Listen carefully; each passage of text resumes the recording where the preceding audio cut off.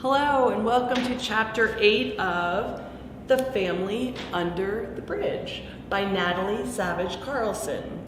Don't forget there's some vocabulary online to explain some of the words in this book that you might not know, because there's some words that are a little old-fashioned because it was written quite a while ago in 1958 and it takes place in Paris, so there are references to things in France that we don't necessarily have here.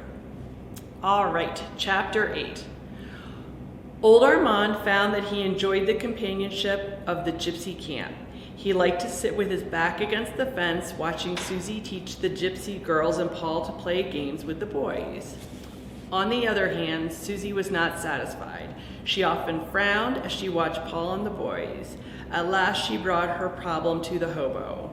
"I'm worried about my brother," she confided to the grown-up in a grown-up way. "He doesn't act like he belonged to our family anymore. He's always playing with the gypsies. He hardly ever comes near Evelyn and me. We're his family." Armand had noticed this himself, but he tried to comfort Susie. "Paul's a boy," he said, "so naturally he doesn't want to hang around girls all the time. You wouldn't want to put him in skirts, would you?" But Susie only pointed wrathfully across the courtyard. "Look," she cried, "he even stands like a gypsy." Because Paul was idly standing on one leg with the other one drawn up under him, he looked like a small stork. "People have different ways of resting," Armand assured her. "Now me, I lie down. That's the best way yet." Paul himself didn't help matters. "I wish I was a gypsy," he told them one day. "I'd like the way they live. I wish I could go away with them in the spring." Armand tried to reason with him. "If God wanted you to be a gypsy, he would have made you one," he said. "But he doesn't want everybody traipsing all over the country and living in tents. You don't want to spend your grown-up life banging on tin pans, do you? Not when you have a smart sister like Susie who can teach you things." Paul scowled and dug his toe into the sand. Armand smiled to see that his worn shoes were neatly capped with shining copper. Paul followed his look, and then he smiled too. "The boys helped me mend my shoes," he explained. Then he ran away to join them. "You see," said Susie, "he's even learning how to work with copper." Armand tried to think of something else to say to her, but his mouth only gaped open and his tongue stiffened. A policeman was entering the yard. He was a stern-looking officer with a heavy coat and a full-cut cape. His hat was pulled down over thick eyebrows. The gypsy boys, followed by Paul, disappeared into the tents. Most of the men were gone, but the few remaining ones vanished as quickly as the boys. Even the dogs, Jojo among them, tucked their tails between their legs and dived under the one automobile left in the yard. Morelli rose from the steps of the van and went to meet the policeman. "Your fortune, monsieur?" she asked in her softest voice. "Let me tell you your fortune. Perhaps there is a promotion waiting for you." The policeman ignored her offer. "Is there a Nicky here?" he asked gruffly. "No," said Morelli quickly. "He has gone."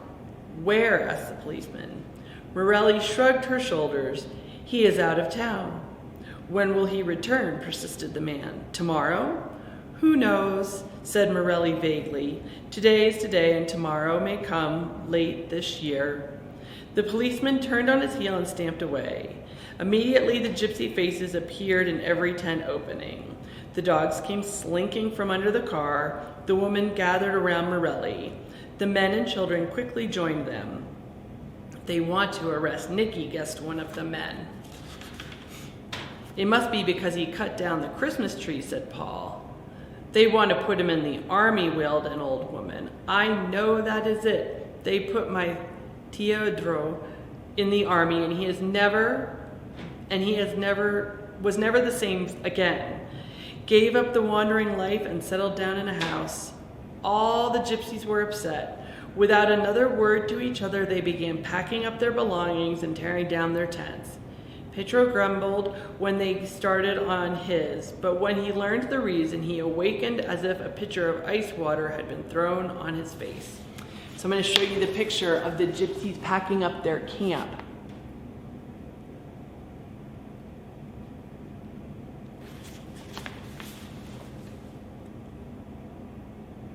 We can't leave until the rest of the men come home from the restaurant, said Morelli.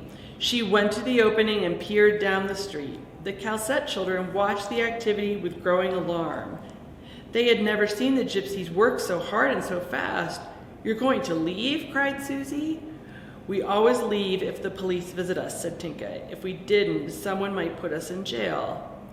Morelli appealed to Armand. Why don't you come with us, she invited. You and the Calcettes. The skies are blue in Provence now, and the flowers are blooming. I'll go with you, cried Paul with shining eyes. I want to be a gypsy. No, no, cried Susie, grabbing his arm. We can't go off with the gypsies. We have to stay with Mama. We're her children. Paul tore loose from her grasp. I'm sick of being wet and cold, he said. If I was a big man, I'd go to work and make enough money to buy us a house. Susie grabbed him again and angrily shook him. You're always bragging about what you'd do if you were a big man, she retorted. But better than thinking what you should do while you're a little boy. I'm going with the gypsies, repeated Paul, trying to pull away. Oh, Monsieur Armand, implored Susie. Please don't let him go. Armand gently put his hand on Paul's shoulder. You can't go with them, boy, he said. You've got to stay here with your family. Why can't I go? Asked Paul rebelliously. Why do I have to stay here? Armand crossed his arms and stared down at the red-headed boy. You can't go because you've got red hair, that's why. Why does that matter? Asked Paul.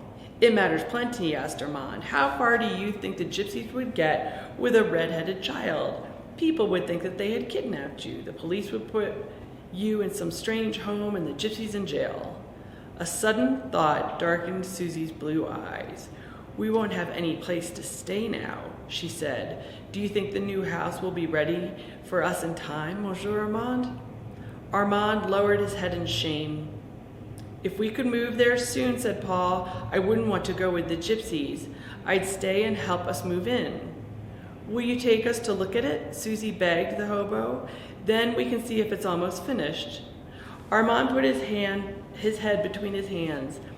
There won't be any new house for you, he confessed. It was all a mistake. It turned out the builders don't want children and dogs in it. You know how it is with a brand new place. They want to keep it looking that way. No house for us? Cried Susie with a catch in her voice. Nothing? Armand could not look in her eyes.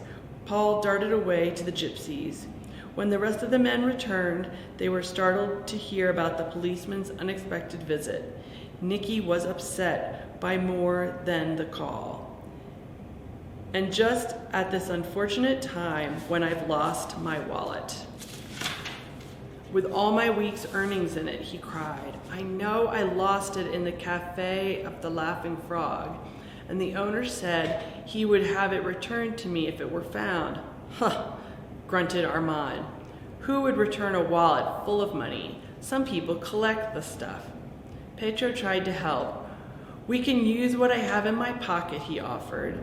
Then we will have to work along the way. I'm really wide awake now.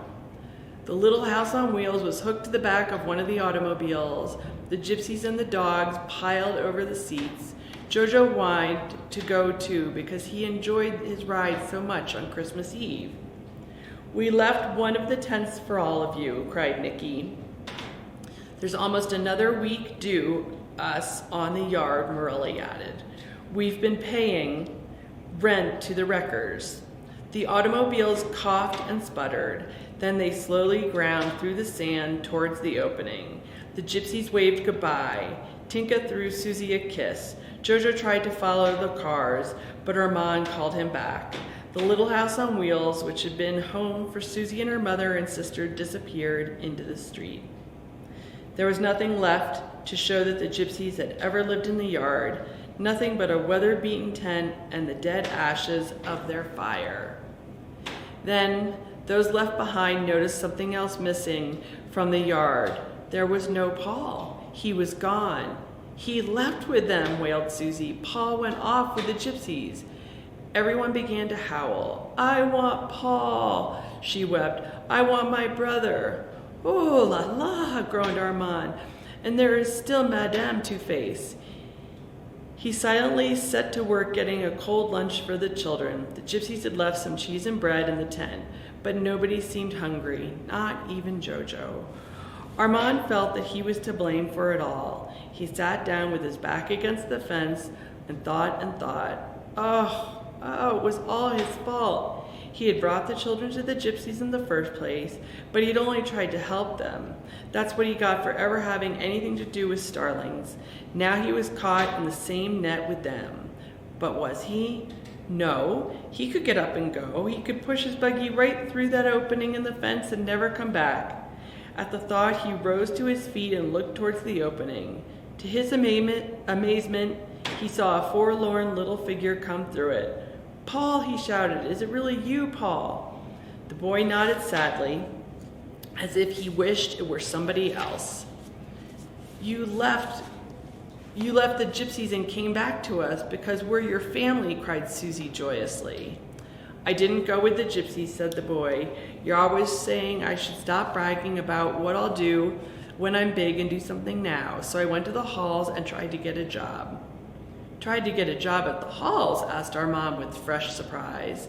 "That funny tramp you knew said they needed pushers," Paul reminded him. "You're too weak to work," said Susie. "You have to be big like Monsieur Armand." The hobo uneasily tugged at his whiskers. Paul looked at the copper toes on his shoes. "That's what all of the men said," he continued. "They laughed at me. They showed me a big cart full of boxes and told me that if I could push it, I could have a job." Paul wiped his eyes with his knuckles. "I pushed and pushed, but I couldn't even budge it. Then they all laughed at me again."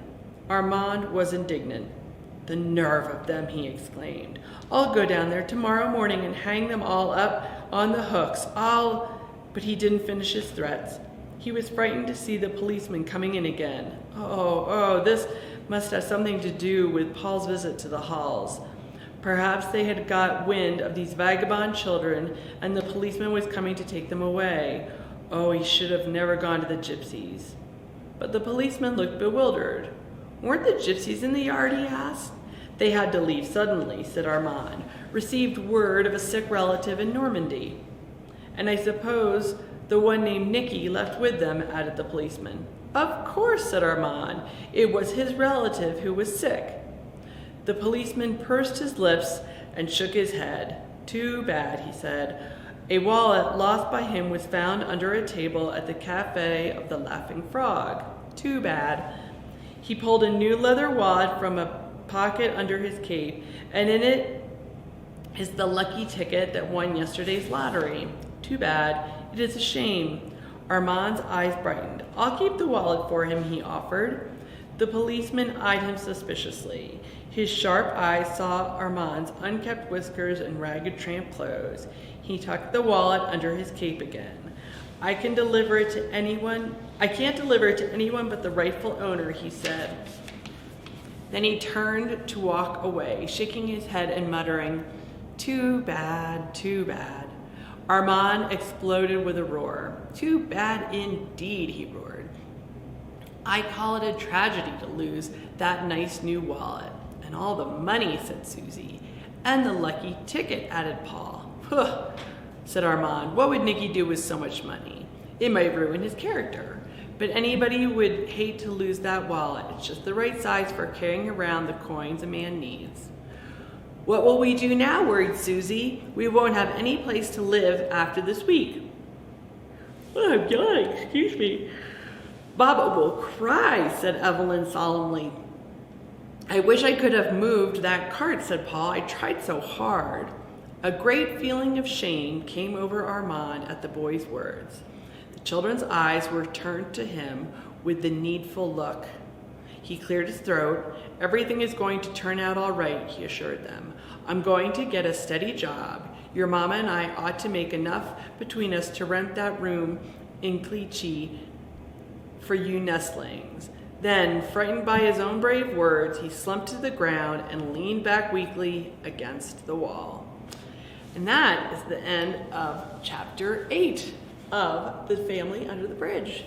Thanks for tuning in. And I think think that the next chapter is the last one. So I will see you soon, and we will read the last chapter. Goodbye.